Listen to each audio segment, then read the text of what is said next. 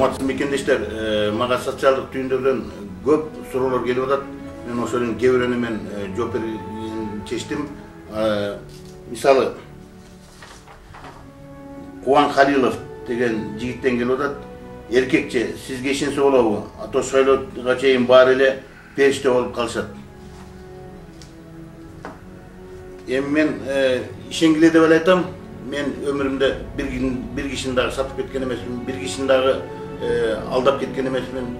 Мен достчулукка бекем турганды өзүм принцибим катары көрөм.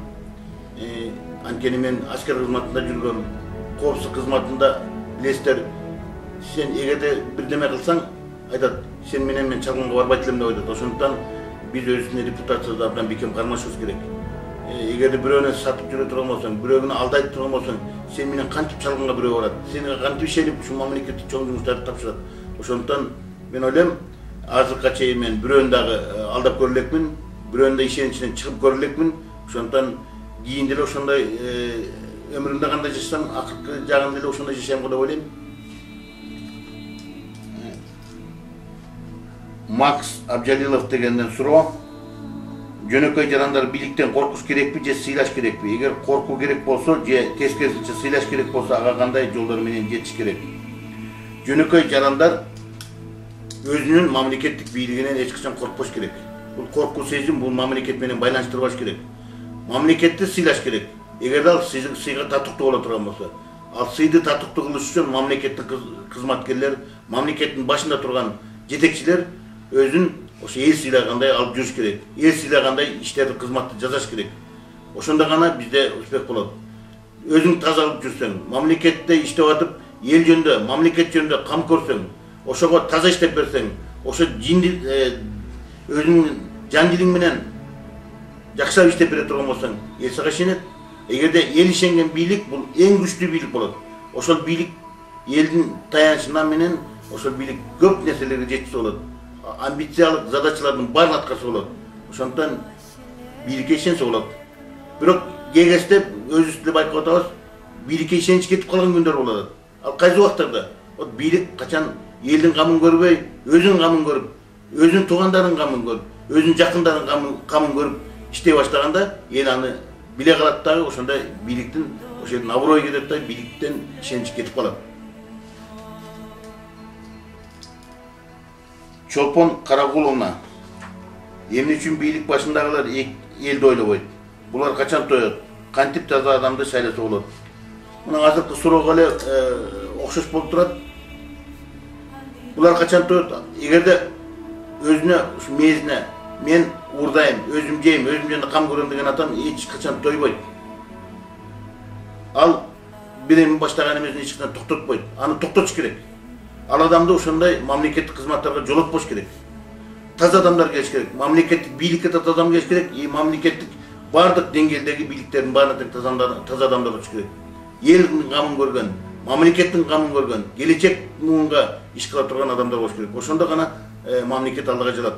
Уурларды биз токтотуш керек. Аларды бийликтен да четтетиш керек, бардык жерден четтетиш керек. Алар ошондо гана алар токтойт.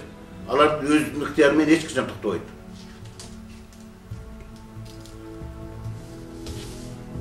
Мирбек Особеков дейт. Кыргыздын армиясына сиздин көз карашыңыз кандай? Эмне үчүн жаш жоокерлер жылда бирден экиден каза болгонушууларды кездеш тартип качан орнойт же жаңы система керекпи? Мен сиз менен толук кошулам. Мага көп журналисттер ушул боюнча кайрылат. Эмне үчүн кече болундай аскер бөлүгүндө бир биздин жоокер каза болуп калды, буякта эмне каза болуп калды деп. Мунун баары тең билесиздер армияда тартиптин жоктугунан. Армия мурдагыдай 2 жыл 3 жыл кызмат кылбайт. Азыр 1 жыл гана кызмат кылат. 1 жыл көз ачып жумгуча эле убакыт өтүп кетет.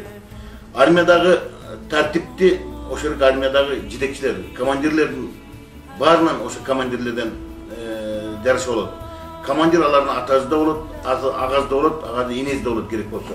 Ошондуктан эгерде жакшы командир болуп, ошол жерде жоокерлерге ата энесиндей кылып мамиле кыла турган болсо, ошолорду ата-энесиндей кылып туруп жакшы үйрөтө турган болсо, тартипти чыңдап, тартип уставтардын негизинде иш алып бара турган болсо, армияда бирөө өлмөктүгүн, бирөө душар болмоктугун, бирөө баары тең ошол жерде кызмат намилесин өтөп, ата-энесине аман-есен сау келе тургандай шарт түзүлөт.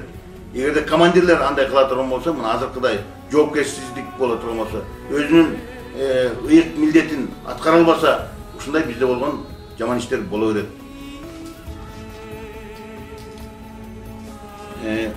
Базаров Акжол дейт. Чыныгы соттук реформаны өткөрсө болобу? Мыйзамсыз жана алдын ала билип туруп, атайын туура эмес соттук чечимдерди кабыл алган судьяларды деги жоопкерчиликке тартышабы? Билесиздерби, мамлекеттик реформа кылабыз деп көп бийликте отургандар көптөрү аракет кылган, бирок ошол реформалар башталган болсо дагы аягына чыккан эмес. Көп мамлекеттердин тарыхында карап көрсөңөр, реформалардын баары тең ушу сот системасынан башталат. Мына биз мактап жүргөн, биз ошо таң калып жүргөн Сингапур мамлекетинде дагы жаңы келген ошол кезде премьер-министри биринчи сот системанын реформасын баштаган.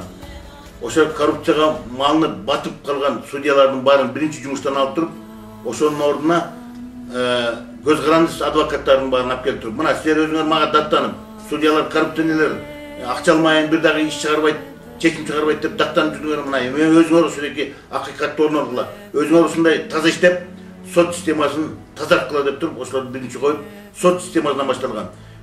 Мамлекетти реформа кыла турган болсо, биринчи сот системаны реформа башташ керек. Эң биринчи ушундан башташ керек.